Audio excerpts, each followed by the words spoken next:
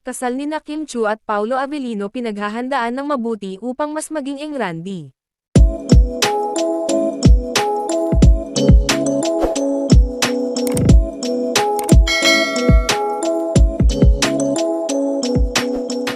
Sa gitna ng kanilang abalang schedule, puspusan ang paghahanda ni Kim Chu at Paolo Avellino para sa kanilang nalalapit na kasal.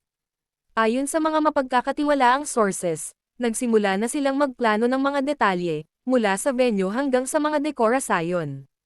Ang magkasintahan ay piniling magkaroon ng intimate at eleganteng seremonya na dadaluhan ng pamilya at malalapit na kaibigan. Si Kim, na kilala sa kanyang sense of style, ay personal na pumili ng kanyang wedding gown kasama ang isang tanyag na designer. Samantala, si Paolo ay abala rin sa pag-aayos ng kanilang pre-wedding shoot na gaganapin sa isang scenic location. Ikinakatuwa ng dalawa ang bawat hakbang ng proseso, na tila mas pinatibay pa ang kanilang relasyon. Hindi rin pinalampas ng couple ang pagdaraos ng bridal shower at bachelor party kasama ang kanilang mga kaibigan.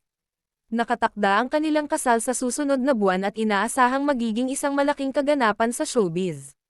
Sa kabila ng excitement, parehong nananatiling kalmado sina Kim at Paolo, na sinasabing mas mahalaga ang kanilang pagmamahalan kaysa sa anumang selebrasyon. At hanggang dito na lang muna ang ating balita. Kung nagustuhan nyo ang aming video, huwag nyong kalimutan na mag-like at subscribe.